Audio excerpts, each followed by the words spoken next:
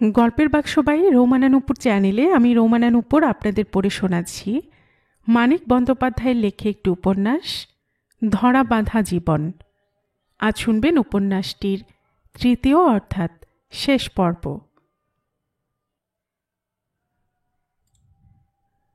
শীত শেষ হইয়া আসিয়াছিল। কদিন হঠাৎ গরম পড়িয়াছে। হঠাৎ বলিয়া গরমটা অসহ্য মনে হইতেছে। শরীর কেমন জ্বালা করিতে আরম্ভ করিয়াছে। ভাঙা ভাঙা স্বপ্নময় ঘুমে বিশ্রাম না পাওয়ায় ভোত আলস্য শরীরকে আশ্রয় করিয়াছে। স্বর্ণের গায়ের রং আরও উজ্জ্বল হইয়া উঠিয়াছে। অধিকাংশ সময়েই সেমিজ সে গায়ে রাখিতে পারে না। গরমে এমন হাঁসফাঁস করে যে শাড়িখানা খুলিয়া রাখিতে পারিলেও যেন বাঁচে। মোটা হওয়ার আগে সে যে কি ভয়ঙ্কর রূপসী ছিল ভাবিলেও মাথা ঘুরিয়া যায়। ভূপিন অবশ্য সে সময় তাকে দেখিয়াছিল, কিন্তু আজ কোনো মতেই এক যুগ আগের স্বর্ণকে সে স্মরণ করিতে পারে না। তার মনে হয় স্বর্ণ যেন চিরদিন এমনই ছিল, অবিন্যস্ত এক স্তূপ রূপ লাবণ্যের মতো। একটি মেয়ে একদিন জড়িত পদে ভূপেনের সামনে আসিয়া দাঁড়াইল। অনেকদিন আগেকার স্বর্ণ বলিয়া যাকে ভাবিলেও ভাবা যাইতে পারে। চোখ দুটি কেবল তার খুব বড় বড়, সরমার যেমন ছিল। মেয়েটিকে দেখিবার জন্যই সে যে এ বাড়িতে আসিয়াছে ভূপেনের তা জানা ছিল না। একটা বাজে অজুহাত দিয়া অজিত তাকে এখানে ধরিয়া আনিয়াছে। বাড়ির লোকের কথাবার্তা, চালচলন আর অতিরিক্ত আদর যত্নের ভূমিকা প্রথমে তার শুধু একটু খাপছাড়া মনে হইয়াছিল। তারপর ছোট একটি ছেলের সঙ্গে চিরপ্রচলিত প্রথায় কোনোরকম সাজগোজ না করার সাজ করিয়া মেয়েটি যখন নতমুখে ধীরে ধীরে পা ফেলিয়া ঘরে আসিয়া কাঠের পুতুলের মতো দাঁড়াইয়া পড়িল, তখন সে বুঝিতে পারিল কি ঘটিতেছে।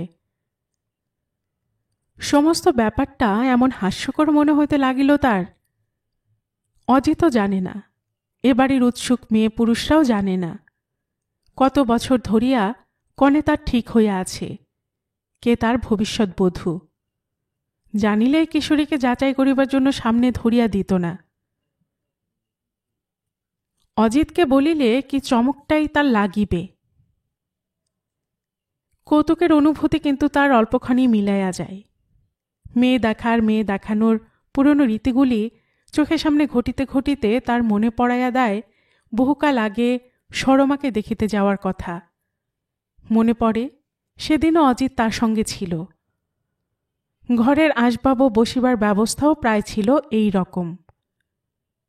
এমনিভাবে ঘরে ঢুকিয়া পুতুলের মতো দাঁড়াইয়া থাকিয়া বসিতে বলার পর এমনি সন্তর্পণে সরমা সেদিন জড়সড় হইয়া বসিয়াছিল। মুখ তুলিতে বলিলে এমনিভাবে ধীরে ধীরে সরমা মুখ তুলিয়াছিল। নাম জিজ্ঞাসা করিলে জবাব দিতে গিয়া সরমার গলাও জড়াইয়া গিয়াছিল। বিন্দু বিন্দু ঘামকি ফুটিয়াছিল সরমার মুখে। ভূপেনের মনে নাই। মেয়েটি ঘামিয়া উঠিয়াছে। বিবাহের পর কতদিন সরমা নিজেকে দেখানোর এই অভিজ্ঞতার কথা বলিয়াছে। কিভাবে বুক ঢিপ ঢিপ করে, মাথা ঝিমঝিম করে, দম আটকায় আসে, কিন্তু জোরে জোরে নিঃশ্বাস ফেলিতে ভয় হয়। তোমায় মাগো, তখন আবার তোমায় দেখব? আমি তখন শুধু ভাবছি কতক্ষণে শেষ হয়, কতক্ষণে শেষ হয়।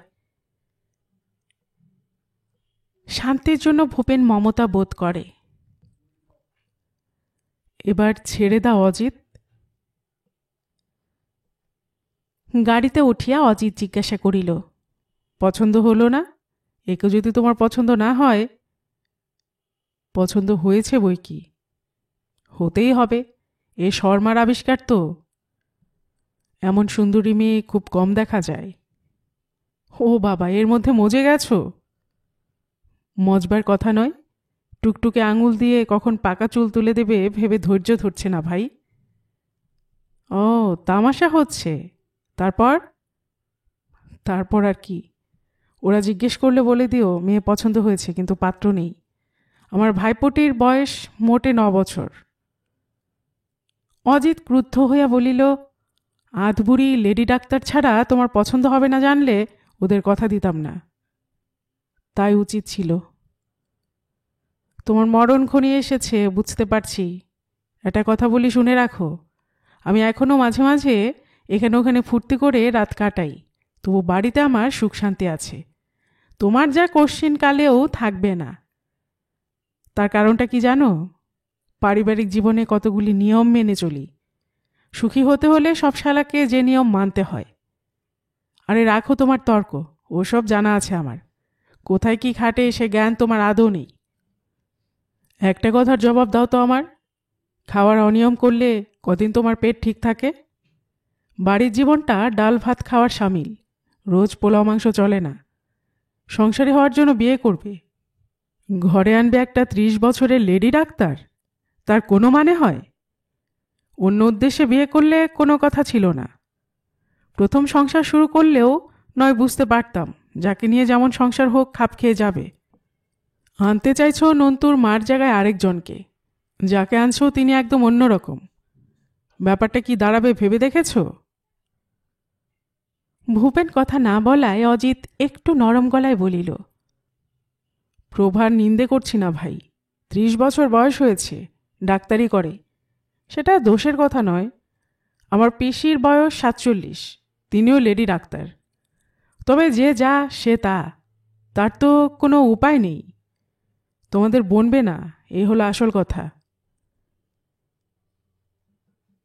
বাড়ি ফিরিতেই স্বর্ণ সাগ্রহে জিজ্ঞাসা করে, কেমন দেখলে ঠাকুরপো মেয়েটাকে? ওকে দেখলে আমার কান্না আসে ঠাকুরপো। কান্না আসে? আমার তো জানাশোনা, আমি জানি। ওর চালচলন কথাবার্তা সব যেন তার মতো, স্বভাবটি পর্যন্ত। কোথায় পেল কে জানে। দেখিতে সরমার মতো নয়, সেরকম হওয়া এ জগতে কোনো মেয়ের পক্ষেই সম্ভব নয়। তবে চালচলন কথাবার্তা স্বভাব সব সরমার মতো।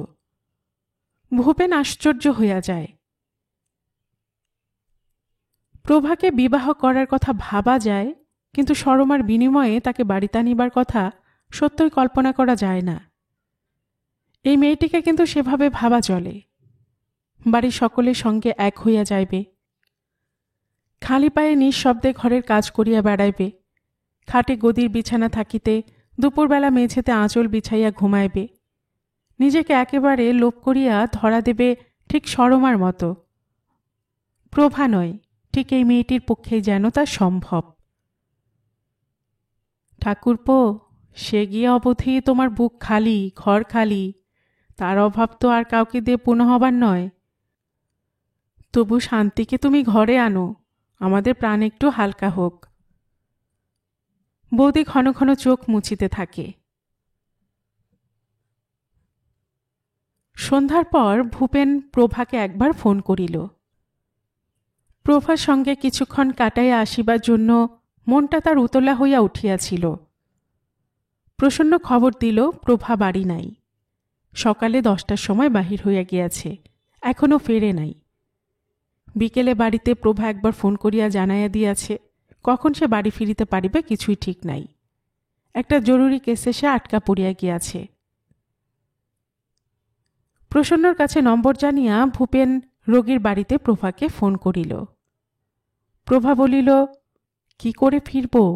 রোগীর আমার এখন তখন অবস্থা, কি কষ্ট যে পাচ্ছে বউটা, দেখলে তোমাদের পুরুষ মানুষের অভিশাপ দিতে ইচ্ছে হয়।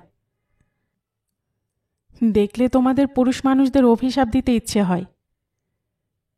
খট করিয়া প্রভার সারা শব্দ বন্ধ হইয়া গেল। ঘরে বসিয়া ভূপেন ভাবিতে থাকে, এবার কি করা যায়। কাজ করিতে বই পড়িতে ভালো লাগে না। বন্ধুদের সঙ্গে গিয়া গল্পগুজবে সময় কাটানোর চিন্তাটাও সে বাতিল করিয়া দেয়।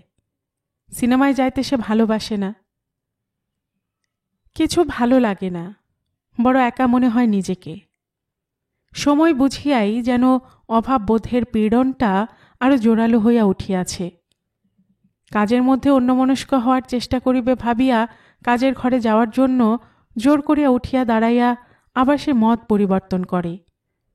জানালায় দাঁড়াইয়া শহরের আলোকমালার দিকে চাহিতে চাহিতে অল্প দূরে অন্য বাড়ির একটা আলোকিত ঘরের ভেতরে তার চোখ আটকাইয়া যায়।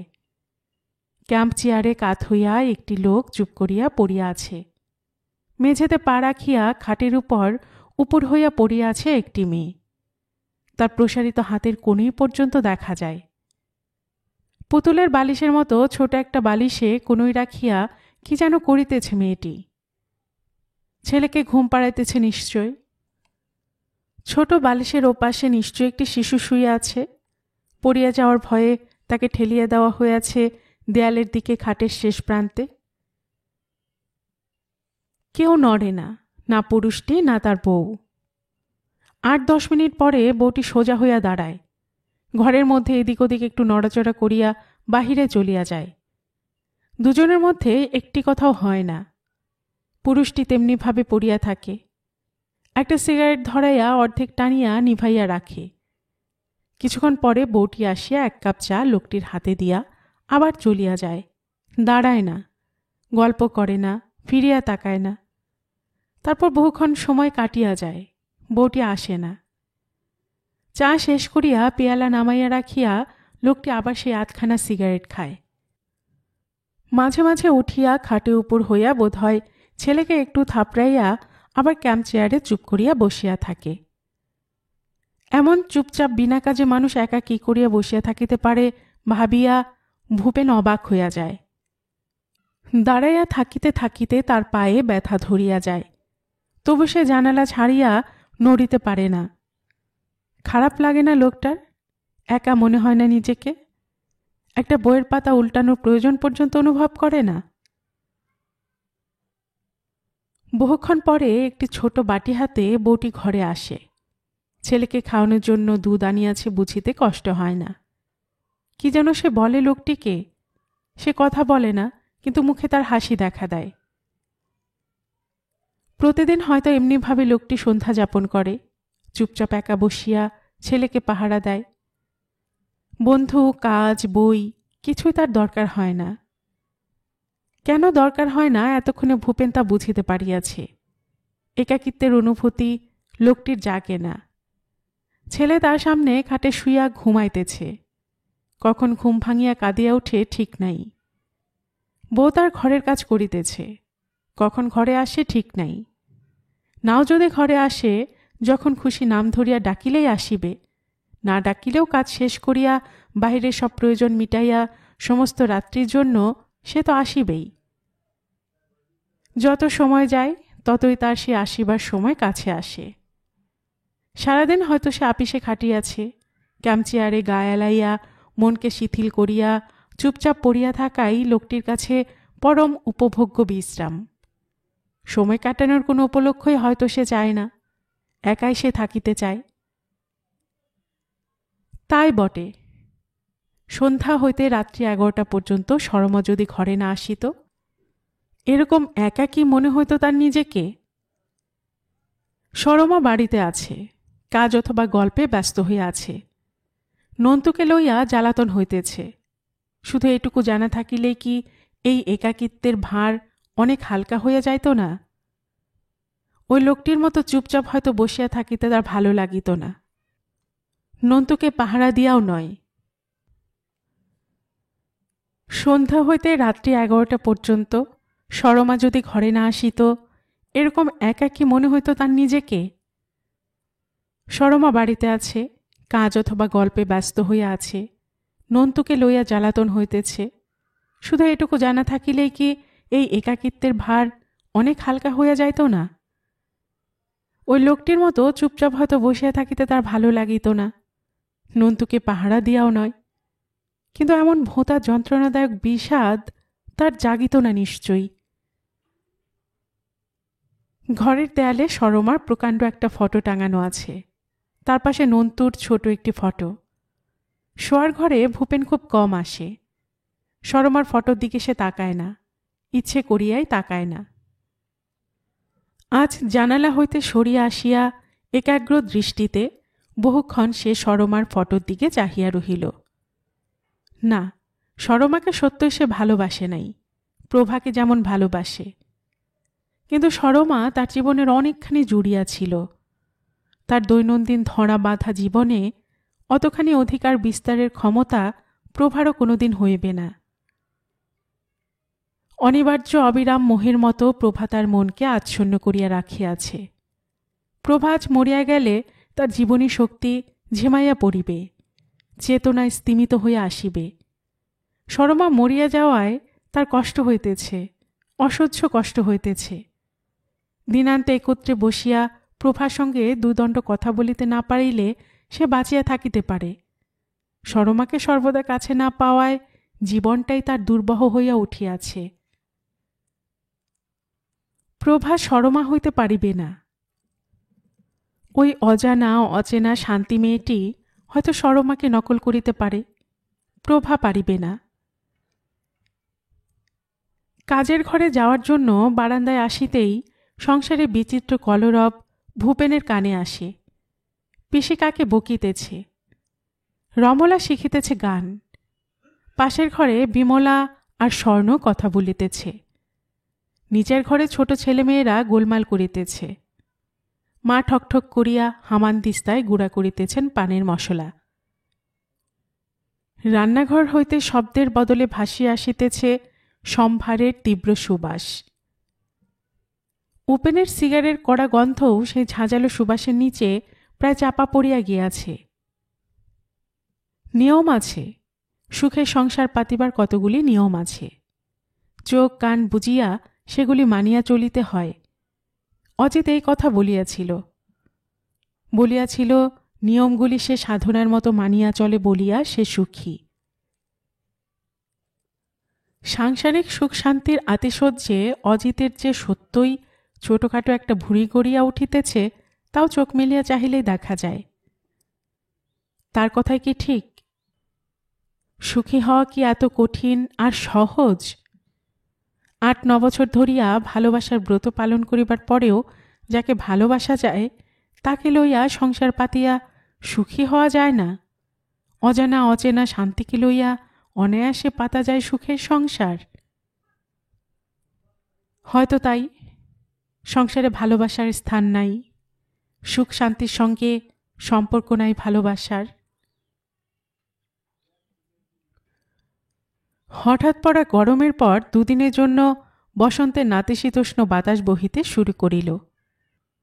যার বসন্ত শুধু তাকে তোলা কাব্যের পাতায় থাকে তাকেও স্বীকার করিতে হইল বসন্তের বাতাসে দেহমনের কম বেশি কিছু পরিবর্তন ঘটিয়াছে। মন উড়ু উড়ু না করুক, অন্তত ক্ষুধার উৎসাহ যে একটু বাড়িয়াছে বেশ বোঝা যায়। বিকেলে প্রভা নিজেই ভূপেনকে তার বাড়ি যাইতে বলিয়াছিল। বিকেলে ভূপেন গিয়া শুনিল দুপুরে সে কোথায় বাহির হইয়াছে, সন্ধ্যার আগেই ফিরিবে। প্রসন্ন বলিল, তোমায় বসতে বলে গেছে। ভূপেন বলিল, আসতে না বললেই হতো। প্রসন্ন মুখ ভার করিয়া বলিল, ওর ওই রকম স্বভাব। প্রসন্ন নিন্দা করায় ভূপেন তখন প্রভাকে সমর্থন করিয়া বলিল, ডাকেলে না গিয়ে তো উপায় নেই, রোগীর কথা আগে ভাবতে হবে বই কি। প্রসন্ন একটা নিঃশ্বাস ফেলিল। সে বড় আশ্চর্য নিঃশ্বাস, এত বেশি ক্ষোভে ভরা যে শুনিলেই বুঝিতে পারা যায় নিঃশ্বাসটা ক্ষোভের, হতাশার নয়। ওকে ডাক্তারি পড়িয়েই ভুল করেছি ভাই। ভাই বিগড়ে যায় সেটা তেমন লাগে না, সে ব্যাটা ছেলে। বোন যা খুশি তাই শুরু করলে সয় না, কিছু বলারও উপায় নেই। নিজে রোজগার করে, কারো অধীন তো নয়। ভূপেন স্তম্ভিত হইয়া বসিয়া থাকে। তার কাছে প্রসন্ন প্রভার সম্বন্ধে এমন কথা বলিতে পারে কানে শুনিয়াও তার বিশ্বাস হইতে চায় না।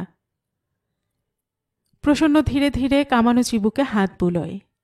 বিষণ্ণ চিন্তিত মুখে অনেকটা স্বগতোক্তির মতো বলে, ভাবি আর আফসোস হয়, সময় মতো বিয়ে দিয়ে ওকে যদি সংসার পেতে সুখী হবার সুযোগ দিতাম, এসব বিকার জন্মে জীবনটা ওর মাটি হয়ে যেত না। ধীরেন মিত্রের সঙ্গে কী সব কাণ্ড আরম্ভ করেছে আবার। একটা মাতাল গুন্ডা লোক, আত্মীয় স্বজন যাকে বাড়ি ঢুকতে দেয় না তার সঙ্গে মাখামাখি শুরু করলে 10 জনে বলবে না 10 কথা? তোমায় বলবো কি ভাই, মানুষকে মুখ দেখাতে আমার লজ্জা করে। কি বলছেন প্রসন্নদা? কিছুই বুঝতে পারছি না তো। থাকগে, বলে কাজ নেই। এতকাল চুপ করে আছি, চুপ করে থাকাই ভালো। প্রসন্নের উদ্দেশ্য ভূপেন বুঝিতে পারে না। এখন পর্যন্ত প্রকাশ্যভাবে ঘোষণা না করিলেও প্রসন্ন নিশ্চয় অনুমান করিতে পারিয়াছে অল্পদিনের মধ্যে প্রভাকে সে বিবাহ করিবে। এ সময় প্রভার বিরুদ্ধে এসব বিশ্রী কথাগুলি তাকে জানানোর মানে কি? প্রভা সম্বন্ধে সে কি তাকে সাবধান করিয়া দিতে চায়? বলিতে চায়, আমার বোনটি অতি খারাপ মেয়ে, তাকে নিয়ে তুমি বিপদে পড়বে, অতএব বুঝিয়ে সুঝে কাজ করো। নিজের বোনের ক্ষতি করিয়া তার ভালো করার জন্য প্রসন্নের এতখানি আগ্রহ অতি খাপছাড়া মনে হয় ভূপেনের। সে অবশ্য বিশ্বাস করে না এসব কথা। প্রভার সঙ্গে তার দুদিনের পরিচয় নয়। তবু এইরকম ধারণায় যদি বোনের সম্বন্ধে প্রসন্নের হইয়া থাকে, চুপ করিয়া থাকাই তো তার উচিত ছিল। সময় মতো বিবাহ দিয়া বোনকে সংসারী ও সুখী করে নাই বলিয়া যদি তার আফসোস, আজ বোনের সংসারী ও সুখী হওয়ার সম্ভাবনা যখন দেখা দিয়েছে, সে সম্ভাবনাকে প্রসন্ন নষ্ট করিয়া দিতে চায় কেন? তাছাড়া প্রসন্ন কি ভুলিয়া গিয়াছে আজ কতকাল প্রভার সঙ্গে তার ঘনিষ্ঠতা? প্রভার সম্বন্ধে কিছুই তার অজানা নাই। মুখ গম্ভীর করিয়া ভূপেন বলিল, প্রভার যা প্রফেশন, তাতে ভালো মন্দ সব রকম লোকের সঙ্গে ওকে মিশতে হয় প্রসন্নদা। কে কেমন মানুষ অত হিসেব করে ডাক্তারই চলে না। তা কি আমি জানি না ভাই? সেরকম হলে তো কথাই ছিল না। পরশু ধীরেন মিত্রের বাগান বাড়িতে রাত 1টা পর্যন্ত কাটিয়ে এলো। কি বলছেন পাগলের মতো? পাগলের মতো বলছি ভাই। পাগল না হলে বোনের নামে এমন কথা কেউ বলতে পারে? তুমি পর নও ভূপেন, তুমি ওর দাদার মতো। আমায়ও মানে না, কিন্তু তোমায় শ্রদ্ধা করে, তোমার কথা শোনে। তুমি চেষ্টা করে হয়তো ওকে শুধরে নিতে পারো। প্রভা তো ছেলে মানুষ নয় প্রসন্নদা, ওর প্রায় 30 বছর বয়স হতে চলল। হ্যাঁ, তা বটে, সে কথা মিথ্যে বলনি। কি জানো ভূপেন, কথাটা আমি ভুলেই যাই। এখনও মনে হয় ও যেন ছেলে মানুষ রয়ে গেছে। যাই হোক, তুমি যেন ওকে বলো না আমি তোমায় কিছু বলেছি। রাগ হলে ওর আবার কাণ্ডজ্ঞান থাকে না। প্রসন্ন উঠিয়া যায়। ভূপেন চুপ করিয়া বসিয়া থাকে। প্রভা তাকে শ্রদ্ধা করে, তার কথা শোনে। সে পর নয়, প্রভা সে দাদার মতো। সে চেষ্টা করিলে এখনো প্রভাকে শুধরাইতে পারে। এসব কথা ভাবিয়াই কি প্রসন্ন প্রভার সম্বন্ধে বিশ্রী কথাগুলি তাকে জানাইয়াছে? সে কি তবে জানে না তার আর প্রভার মধ্যে কি বোঝাপড়া হইয়া গিয়াছে? 8 ঘণ্টা পরে প্রভা আসিল, তথাকথিত ধীরেন মিত্রের গাড়িতে, ধীরেন মিত্রের সঙ্গে। কিছুক্ষণের মধ্যে একেবারে প্রত্যক্ষ প্রমাণ হাজির হইবে জানিয়াই যেন প্রসন্ন ঠিক সময় বুঝিয়া প্রভার নামে তার অভিযোগগুলি ভূপেনকে জানাইয়া দিয়াছিল।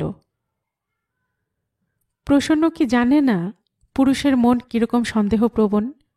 তার কাছে অত কথা শোনার পর একেবারে চোখের সামনে ধীরেন মিত্রের দামি মোটর গাড়ি হইতে নামিয়া আসিতে দেখিলে ভূপেনের মনটা যদি বিগড়াইয়া যায়, প্রসন্নর বিপদটাও হয়তো ফসকাইয়া যাইতে পারে। ধীরেন বলিল, কেমন আছেন ভূপেনবাবু? ভালো আছি। ভূপেনকে প্রভা কিছুই বলিল না। ব্যস্তভাবে ভেতরে যাইতে যাইতে ধীরেনকে শুধু বলিয়া গেল, একটু বসুন ধীরেনবাবু, আসছি। দুজনে চুপ করিয়া বসিয়া থাকে। গায়ে পড়িয়া আলাপ জমানোর চেষ্টা ধীরেন আর করে না। ভূপেন সত্যই বড় আশ্চর্য হইয়া গিয়াছিল। মনের মধ্যে ক্ষীণ একটা প্রতিবাদ জোরালো হইয়া উঠিয়া ক্রমে ক্রমে প্রভার ব্যবহারে ক্রুদ্ধ অসমর্থনে পরিণত হইয়া যাইতেছিল। সত্যই এটা তো উচিত নয় প্রভার। প্রভাকে সে সন্দেহ করে না বটে, কিন্তু ধীরেনের মতো মানুষের সঙ্গে মেলামেশা করাই তো তার উচিত নয়। এবং কারো বলিয়া দিবার অপেক্ষায় না থাকিয়া নিজেরই তার এটা বোঝা কর্তব্য ছিল। আত্মীয় স্বজন বন্ধুবান্ধব যাকে এড়াইয়া চলে, তার সঙ্গে মোটরে চাপিয়া ঘুরিয়া বেড়াইলে যে মানুষ সত্য সত্যি নিন্দা করিবে, এটুকু বুঝিবার মতো বুদ্ধি প্রভার নিশ্চয় আছে। দুজনে চুপ করিয়া বসিয়া থাকে। গায়ে পড়িয়া আলাপ জমানোর চেষ্টা ধীরেন আর করে না। ভূপেন সত্যই বড় আশ্চর্য হইয়া গিয়াছিল। মনের মধ্যে ক্ষীণ একটা প্রতিবাদ জোরালো হইয়া উঠিয়া ক্রমে ক্রমে প্রভার ব্যবহারের ক্রুদ্ধ অসমর্থনে পরিণত হইয়া যাইতেছিল। সত্যই এটা তো উচিত নয় প্রভার। প্রভাকে সে সন্দেহ করে না বটে, কিন্তু ধীরেনের মতো মানুষের সঙ্গে মিলেমিশে করাই তো তার উচিত নয়, এবং কারো বলিয়া দেবার অপেক্ষায় না থাকিয়া নিজেরই তার এটা বোঝা কর্তব্য ছিল। আত্মীয় স্বজন বন্ধু বান্ধব যাকে এড়াইয়া চলে, তার সঙ্গে মোটরে চাপিয়া ঘুরিয়া বেড়াইলে যে মানুষ সত্যি সত্যি নিন্দা করিবে, এটুকু বুঝিবার মতো বুদ্ধি প্রভা নিশ্চয় আছে। প্রভা নামিয়া আসিয়া এক টুকরো কাগজ ধীরেনের হাতে দিল। তারপর মৃদুস্বরে কথা বলিতে বলিতে ধীরেনের সঙ্গে আগায়া গেল বাহিরের বারান্দা পর্যন্ত। ভূপেন জানে এসব কিছু নয়, কিন্তু জানিয়াও মনটা তার কেমন ব্যাকুল হইয়া ওঠে। ধীরেনকে প্রভার এমন নির্বিকারভাবে গ্রহণ করা, ধীরেনের সঙ্গে তার এমন সহজ সম্পর্ক বজায় রাখা তার কাছে প্রভার স্বতন্ত্র নির্দিষ্ট ব্যক্তিত্বের অস্তিত্বকে স্পষ্ট করিয়া তুলিতে থাকে। প্রভার এই ব্যক্তিত্বই ভূপেনের সবচেয়ে বিপজ্জনক মনে হয়। ধীরেনের দুর্নাম আছে কি নাই প্রভা হয়তো তা গ্রাহ্যও করে না। নিজে যদি সে মনে করে ধীরেনের সঙ্গে মিলেমিশা চলিতে পারে, ধীরেনের সঙ্গে মিলেমিশা সে করিবেই। ধীরেনের বাগান বাড়িতে রাত্রি যাপনের কথাটা ভূপেন মনের তাকে তুলিয়া রাখিয়াছিল। কথাটা বিশ্বাস করিবে কি অবিশ্বাস করিবে কিছুই ঠিক করে নাই। কথাটা সত্য হইলেও তার মানে কি দাঁড়ায় ভাবিবার চেষ্টা সে করে নাই। ধীরেনের সম্পর্কে অধিক দিয়া কোনো পীড়াদায়ক চিন্তা মনে আনিবারও যে প্রয়োজন নাই, এ ধারণা ভূপেনের নাড়া খায় নাই। তার বউ হওয়ার আয়োজন করিতে করিতে প্রভা আরেকজনের বাগান বাড়িতে শখ করিয়া রাত কাটাইতে যাইবে, এ চিন্তা মনে আনাও ভূপেনের হাস্যকর মনে হয়। তবে প্রভাকে একবার জিজ্ঞাসা করা দরকার কি হইয়াছিল? শুধু কৌতূহল মেটানোর জন্য জিজ্ঞাসা করা, আর কিছু নয়। পরশু রাত্রে কোথায় ছিলে প্রভা? একজনের ছেলে বিয়েতে হেল্প করছিলাম। আমার আর কাজ কি? প্রভা হাসিল, বলিল, চলো উপরে যাই। প্রসন্ন তবে মিথ্যা বলিয়াছে? প্রভা রোগীর বাড়িতে ছিল, ধীরেনের বাগান বাড়িতে নয়। হয়তো কিছু না জানিয়াই প্রসন্ন ধরিয়া লইয়াছে যে রাত্রে প্রভা ধীরেনের বাগান বাড়িতে ছিল, নয়তো প্রভাকে জিজ্ঞাসা করিলেই ধরা পড়িয়া যাইবে জানিয়া তার কাছে সে মিথ্যা বলিবে কেন? উপরে গিয়া ভূপেনকে ঘরে বসাইয়া প্রভা হঠাৎ বলিল, পরশু রাত্রির কথা জিজ্ঞেস করলে কেন? ধীরেনবাবুর বাগান বাড়িতে ছিলাম শুনেছ বুঝি? ভূপেন নীরবে সায় দিল। তবে যে জিজ্ঞেস করলে কোথায় ছিলাম? বাগান বাড়িতে ছিলে বিশ্বাস হয়নি। বিশ্বাস হয়নি? ও। প্রভা স্থির দৃষ্টিতে ভূপেনের মুখের দিকে চাহিয়া থাকে, দ্বিধার প্রশ্ন ভরা দৃষ্টিতে। কি যেন বুঝিতে চাহিয়া সে বুঝিতে পারিতেছে না। ধীরেনবাবুর বাগান বাড়িতে ছিলাম। কোনো কারণ ছিল নিশ্চয়ই। কি মানুষ তোমরা, তবু কিছুতে স্বীকার করবে না? মনে খটকা বেঁধেছে? আমি পাছে কিছু মনে করি তাই সন্দেহ করতে ভয় হচ্ছে না? অত হিসেব করে কেউ সন্দেহ করে না কি প্রভা? সন্দেহ অবিশ্বাসের কথা আমি ভাবিনি, ওসব বাদ দাও। তবে কাজটা তুমি সত্যি খুব অন্যায় করেছ। সব না শুনেই বলছো অন্যায়? শুনেও তাই বলবো। বেশ, আগে শুনে নাও। ধীরেনবাবু ওখানে একটি মেয়েকে রেখেছেন। ভগবান জানেন কার মেয়ে, কোথা থেকে জুটিয়েছেন। পরশু সারা রাত কষ্ট পেয়ে কাল ভোরে ওই মেয়েটার একটি ছেলে হয়েছে। 9টা-10টার সময় আমি গিয়েছিলাম, তারপর আর ফিরে আসার উপায় ছিল না। আমি ফেলে চলে এলে মেয়েটা মরেও যেতে পারত। অন্যায় করেছি? নিশ্চয়ই। একজন পুরুষ ডাক্তারকে ডাকিয়ে তুমি অনায়াসে চলে আসতে পারতে। কেন? নিজের রোগীকে অন্য ডাক্তারের হাতে ছেড়ে দিয়ে পালিয়ে আসবো কেন? সংসারে থাকতে হলে কতগুলি নিয়ম মেনে চলতে হয় প্রভা। এমনি কোনো ভদ্রলোকের বাড়িতে দরকার মতো সারা রাত থেকে এলে কেউ কিছু বলার সুযোগ পায় না, কিন্তু ধীরেন মিত্তিরের বাগান বাড়িতে তুমি রাত কাটিয়েছ শুনলে লোকে কি বলবে ভেবে দেখেছ? ব্যাপারটা এমনিই তো কুৎসিত। তাছাড়া চাপা দেবার চেষ্টাও করা হয়েছে নিশ্চয়ই। তুমি ছাড়া আর যদি ডাক্তার না পাওয়া যেত তবে অন্য কথা ছিল। ব্যাপারটা যাতে জানাজানি না হয় সেজন্য তো ধীরেন তোমাকে নিয়ে গেছে। আমার অত সব ভাববার তো দরকার নেই। ডাক্তার হিসেবে আমায় ডেকেছে, ডাক্তার হিসেবে আমি গেছি। কে ডেকেছে, কোথায় ডেকেছে, আমার তা দেখবার দরকার নেই।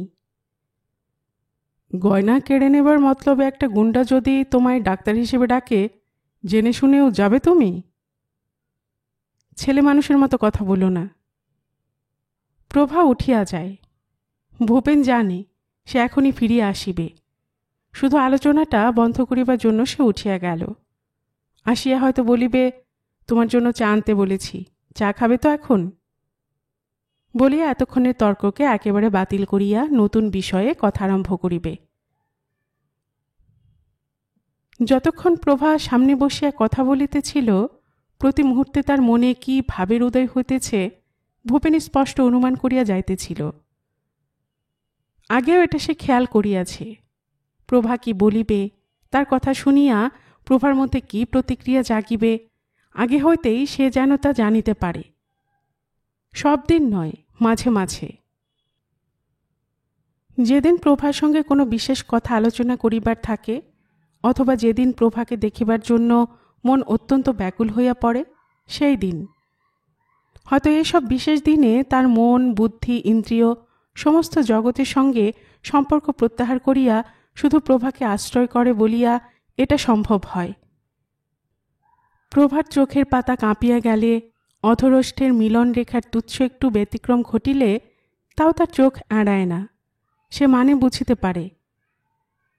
এমনিভাবে কিছু না জানিয়াও সে জানিতে পারিয়াছিল প্রভা তাকে ভালোবাসে। এমনভাবে জানিতে পারিয়াছিল যে মাঝে মাঝে তার মনে হইত পৃথিবীর সমস্ত মানুষও বুঝি জানিতে পারিয়াছে তার ভালোবাসার কথা। এত স্পষ্ট ছিল প্রভার নিঃশব্দ ভাষাহীন ঘোষণা। আজ আগাগোড়া ভূপেনের মনে হইতেছিল প্রভা তাকে কি যেন একটা আঘাত দিবার জন্য প্রস্তুত হইয়া আছে। এখন একা বসিয়া এই আশঙ্কায় তার প্রবল হইয়া উঠিতে থাকে। কোন দিক দিয়া কিভাবে আঘাতটা আসিবে সে বুঝিতে পারে না, কিন্তু তাকে যে মর্মাহত হইতে হইবে এ বিষয়ে সে নিঃসন্দেহ হইয়া থাকে। অজানা বিপদের প্রতীক্ষা করার মন লইয়া সে প্রভার ফিরিয়া আসার প্রতীক্ষা করিতে থাকে।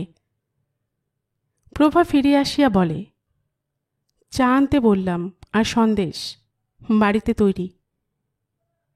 ভূপেন বলিল, আমিও তাই ভাবছিলাম, সন্দেশের কথাটা বাদে। প্রভা বলিল, তোমার সঙ্গে একটা কথা আছে আমার। ভূপেন বলিল, আমি তাও ভাবছিলাম প্রভা। বাহিরে শান্ত ভাব বজায় রাখিয়া ভূপেন উদ্বেলিত হৃদয়ে প্রতীক্ষা করে। ছোট টিপয়টিতে প্রভা হাত রাখিয়াছে। তার হাতের আঙুলগুলি আশ্চর্য রকম কোমল। কে বলিবে হাতটি একজন ডাক্তারের, অতি অনমনীয় কঠোর প্রকৃতির ডাক্তারের, যে স্ত্রীলোক হইয়াও স্ত্রীলোক নয়। প্রভা চুপ করিয়াছে দেখিয়া ভূপেন একটু আশ্চর্য হইয়া গেল। আঘাত দিতে সে তো কখনো ইতস্তত করে না। কি বলছিলে প্রভা? বলছিলাম আমাদের ওটা 6 মাস 1 বছর পিছিয়ে দেওয়া যাক, তাড়াতাড়ি করার কি আছে? তাড়াতাড়ি? 8 বছর অপেক্ষা করার পরেও প্রভার আজ তাড়াতাড়ি মনে হইতেছে। রাগ করিবে ভাবিয়াও কিন্তু ভূপেন রাগ করিতে পারে না। একটু অভিমান পর্যন্ত তার জাগে না। প্রভার কথা শুনিয়া তার অনুভূতির জগতে হঠাৎ এক অদ্ভুত পরিবর্তন ঘটিয়া যায়। কতগুলি অনুভূতি যেন বাঁধা তারের মতো অতিরিক্ত মোচড়ে টনটন করিতেছিল, হঠাৎ ঢিল হইয়া গিয়াছে। কিছুদিন হইতে একটা যে অস্বাভাবিক উত্তেজনা তাকে পীড়ন করিতেছিল, সর্বদা শ্রান্তি আর বিরক্তিবোধ মেজাজ খারাপ করিয়া রাখিয়াছিল, সমস্ত মিলাইয়া গিয়া সে শুধু অনুভব করে অবসন্নতা। বারবার মনে হইতে থাকে আরও 6 মাস 1 বছর কোনো পরিবর্তন দরকার হইবে না, আরও কিছুকাল প্রভাকে আগের মতো কাছে পাওয়া যাইবে। সেও কি বিবাহের দিন পিছিয়ে দিতে চাহিয়াছিল? প্রভা মুখ ফুটিয়া বলিতে পারিয়াছে, সে শুধু ইচ্ছেটা মনের মধ্যে গোপন করিয়া রাখিয়াছিল। বেশ, তাই হবে। ভূপেন বলে, তুমি এত সহজে রাজি হবে ভাবিনি। রাগ করবে না? না, তোমার উপর কখনো রাগ করেছি প্রভা? একটা শুধু ভয় আছে আমার। আবার পাগলামি করবে না তো, যেমন আরম্ভ করেছিলে? ভূপেন মৃদু হাসিয়া মাথা নাড়িল। এই জন্য তুমি রাজি হয়েছিলে না? আমাকে বাঁচাবার জন্য? শুধু ওই জন্য নয়। ঠাকুর চা, সন্দেশ আর জলের গ্লাস রাখিয়া গেল।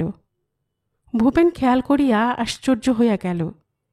জীবনের এমন গুরুতর ব্যাপারের যখন নিষ্পত্তি হইতে থাকে, তখনও পেটের তাগিদ চাপা পড়ে না। তার রীতিমতো ক্ষুধা পাইয়াছে। মুখে তুলিবার জন্য সন্দেশের প্লেটের দিকে সে হাত বাড়াইতে যাইতেছে, প্রভা উঠিয়া আসিয়া পাশে দাঁড়াইয়া নিজেই তার মুখে সন্দেশ তুলিয়া দিল। ঠাকুর তখন চলিয়া গিয়াছে। শুধু ওই জন্য নয়, কি যে হয়েছে আমার ভালো বুঝতে পারি না। তোমায় নিয়ে কত রকম স্বপ্ন দেখি, কত কল্পনা করি, কিন্তু সত্যি সত্যি সব ঘটবে ভাবতে গেলেই কেমন ভয় হয়। মনে হয় যেমন ভাবি সেরকম কিছুই হবে না, বিশ্রী লাগবে শেষ পর্যন্ত।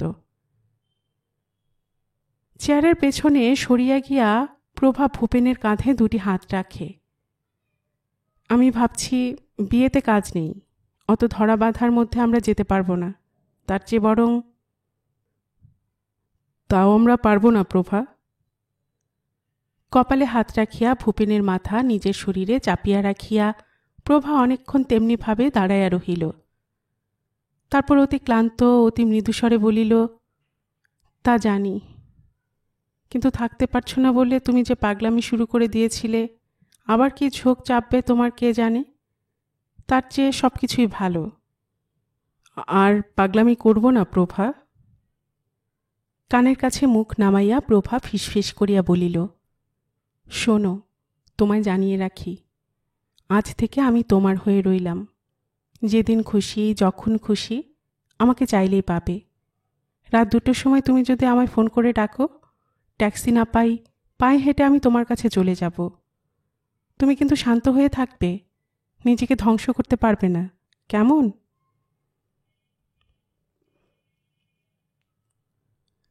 জীবনে যতদিন স্বাদগন্ধ থাকে, মানুষের মনে হয় জীবনকে সে আয়ত্ত করিয়াছে, জীবন কাব্যের সেই কবি। যেরকম স্বাদগন্ধই থাক, কটু অথবা মধুর, পাঁকের অথবা গোলাপের, স্বাদগন্ধ যখন উবিয়া যায়, প্রত্যাশা অথবা বিস্ময়ের দিন হয় শেষ, তখন মানুষের খেয়াল হয় জীবন তার অধিকারের বাহিরে, নিজের জীবনে নিজে সে কিছুই নয়। প্রভার সঙ্গে শেষ বোঝাপড়া হইয়া গিয়াছে, বুঝিবার বা বুঝাইবার আর কিছুই বাকি নাই। স্বপ্ন আর কল্পনা সৃষ্টির কারখানায় বিচিত্র উপাদান সর্ববারের খেলা পরামর্শ করিয়া দুজনে বন্ধ করিয়া দিয়াছে। অনির্দিষ্ট লক্ষ্য সম্ভাবনাকে ছাঁটিয়া ফেলিয়া দাঁড় করানো হইয়াছে একটিমাত্র বাস্তব ও নির্দিষ্ট সম্ভাবনায়। যেদিন খুশি যখন খুশি চাহিলেই প্রভাকে পাওয়া যাইবে।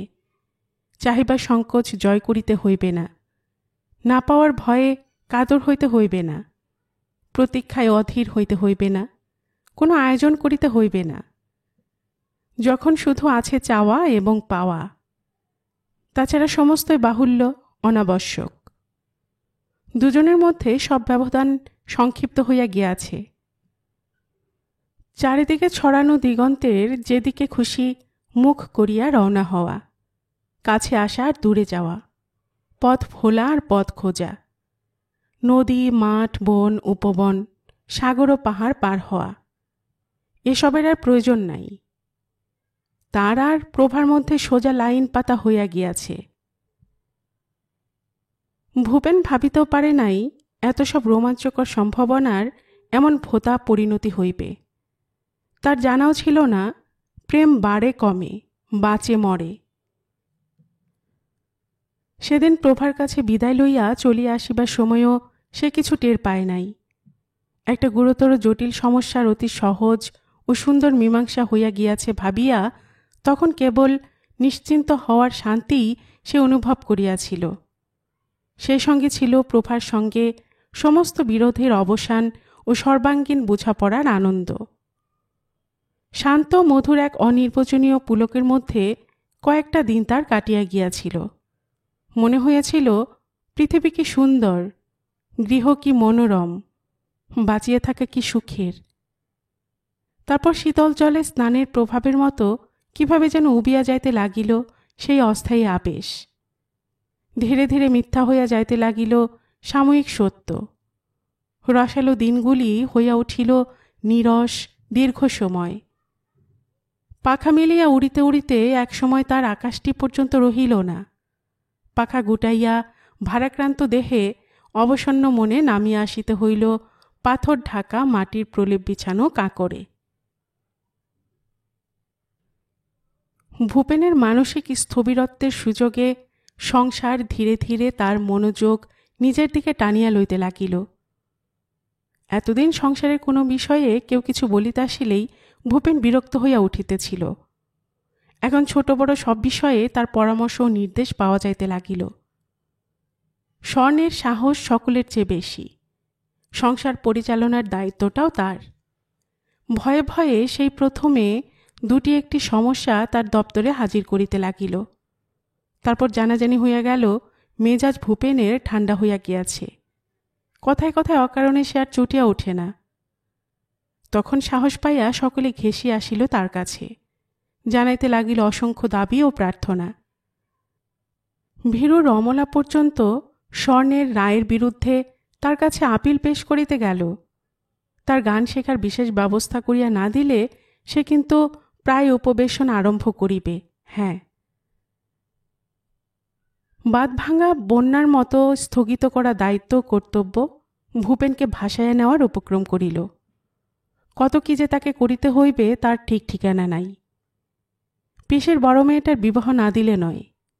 পুরী যাওয়ার জন্য মা উতলা হইয়া পড়িয়াছেন। নৃপেন ম্যাট্রিক পাশ করিয়া এবার কোন কলেজে কি পড়িবে ঠিক করা দরকার। বিমলার ফিটের অসুখের বাড়াবাড়ি শুরু হইয়াছে। ভালো চিকিৎসার ব্যবস্থা করা উচিত। বাড়ির প্রায় সকলের জন্য জামাকাপড় কিনিতে এ মাসে বেশি টাকার দরকার। 2 বছর বাড়ির কলি ফিরানো হয় নাই। মন্টুর গায়ে ফোঁড়া উঠিয়াছে। খুকি সর্বদা নখ কামড়ায়। আরও কত কি। আগে এসব সরমার মারফতে তার কাছে পৌঁছিত। এতটুকু ব্যস্ততা বা উদ্বেগ সরমার দেখা যাইত না। ধীরে সুস্থে একে একে সমস্ত দরকারি অদরকারি খবরগুলি তাকে শুনাইয়া যাইত। যেখানে ব্যাখ্যা প্রয়োজন নিজেই ব্যাখ্যা করিত। কোনো বিষয়ের গুরুত্ব কতখানি নিজে নিজে স্থির করিবার কি আশ্চর্য ক্ষমতা সরমার ছিল।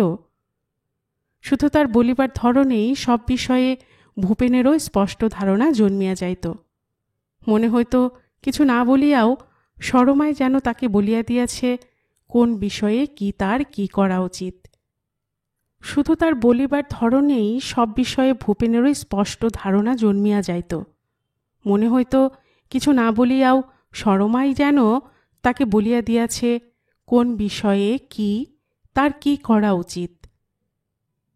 এখন সোজাসুজি সংসারের বহুমুখী জটিলতার সংস্পর্শে আসিয়া মাঝে মাঝে ভূপেনের ধাঁধা লাগিয়া যায়। নিজেকে অসহায় মনে হয়। সরমার জন্য তখন মন কেমন করিতে থাকে। সরমা থাকিলে আজ তার ভাবনা ছিল না। সমস্ত জটিলতা সরমা সরল করিয়া দিত। বসিয়া বসিয়া তার মাথা ঘামানোর প্রয়োজন হইত না। যেসব ব্যাপারে কর্তব্য ঠিক করিতে তার এত ভাবিতে হয়, ভাবিয়া ভাবিয়া সিদ্ধান্ত করার পরেও দ্বিধা সন্দেহে মন ভরিয়া থাকে। সরমা কেমন করিয়া সেসব ব্যাপারের মূল কথাটি এত সহজে ধরিতে পারিত। নিজেদের প্যাঁচালো বুদ্ধিতে জটিল যুক্তিতর্ক খাড়া করিয়া তারা যে বিষয় ঘোরালো করিয়া তোলে, সরমার মতো মেয়েদের সহজ বুদ্ধিতে বোধ হয় সেসব সহজভাবেই ধরা পড়ে। অনেক মেয়ের হয়তো এই স্বাভাবিক ক্ষমতা আছে। যেমন শান্তি। বাঙালি পরিবার যেমন এক ছাঁচে ঢালা তাতে শান্তি ও সরমা একই আবিষ্টনীতে মানুষ হইয়াছে মনে করা চলে। সরমার মতো সেও হয়তো পাইয়াছে সহজ সরল বুদ্ধি, তবে সরমার অভিজ্ঞতা তার নাই। স্বামী পুত্র আর স্বামীর আত্মীয় পরিজনের বৃহৎ সংসারে কয়েকটা বছর কাটানোর আগে সেসব বেচারি পাইবে বা কোথায়? বিবাহের সময় সরমা যেমন ছিল লাজুক আর দিশেহারা, ও এখন সেই স্তরে আছে।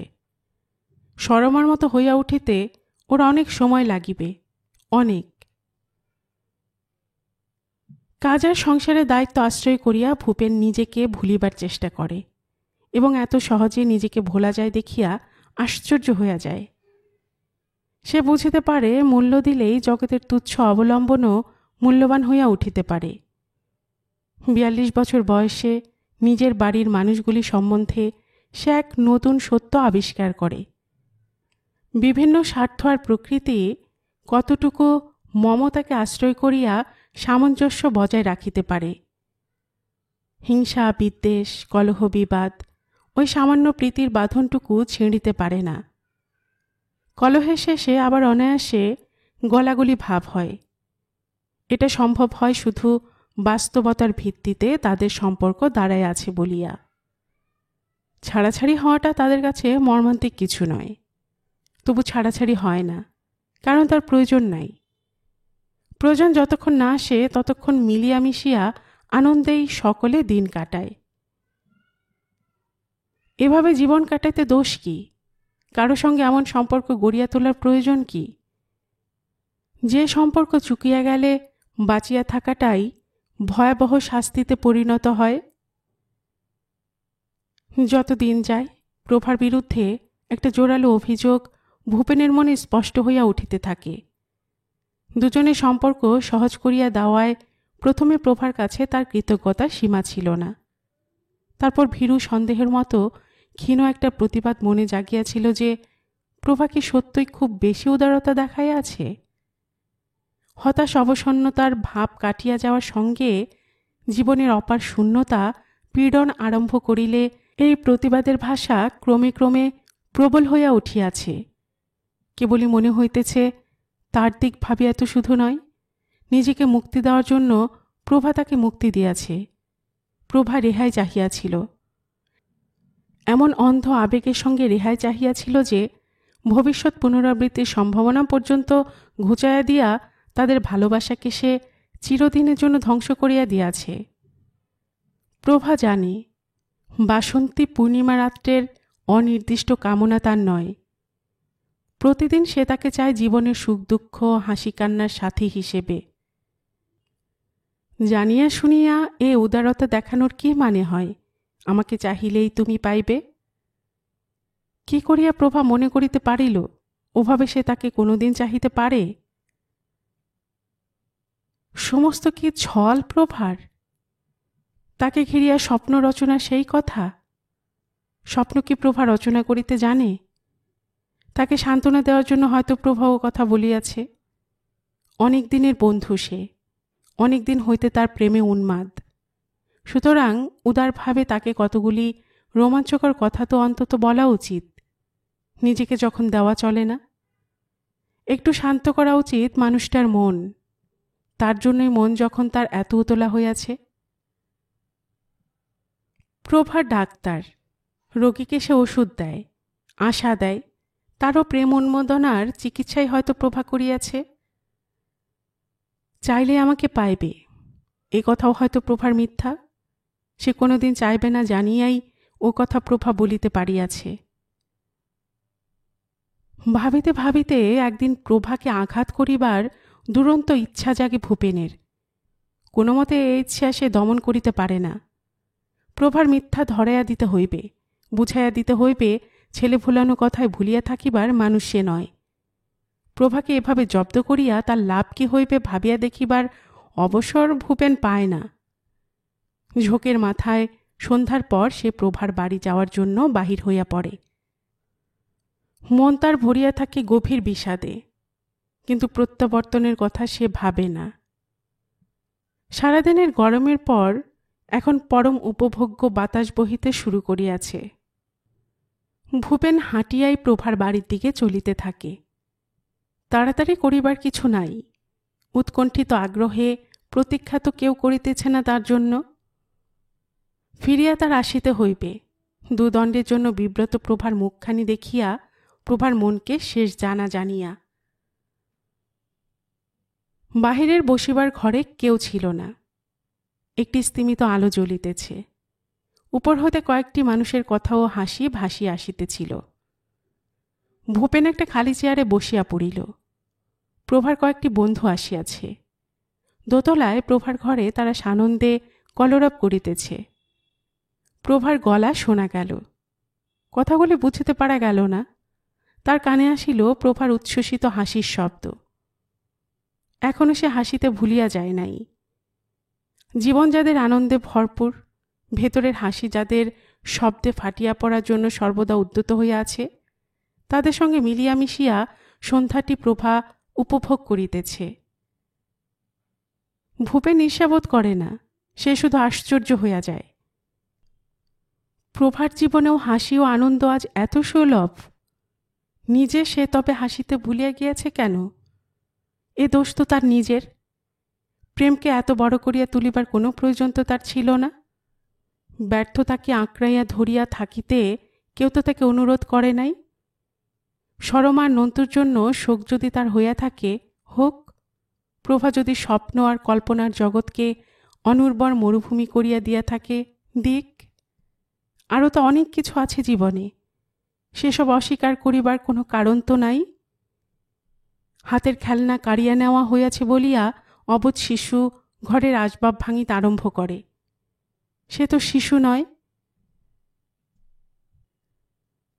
প্রভার সঙ্গে আবার আরেকটি বোঝাপড়ার মতলব ভূপেনের কাছে হাস্যকর ছেলেমানুষই হইয়া যায়।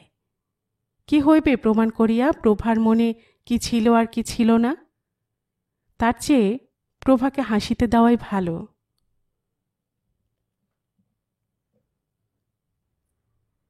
গল্পের বাক্সবাই রোমানানুপুর চ্যানেলে এতক্ষণ আপনারা শুনছিলেন মানিক বন্দ্যোপাধ্যায়ের লেখা একটি উপন্যাস ধরা বাঁধা জীবন এর তৃতীয় অর্থাৎ শেষ পর্ব। আর এতক্ষণ গল্প পাঠে আমি আপনাদের সাথে ছিলাম রোমানানুপুর।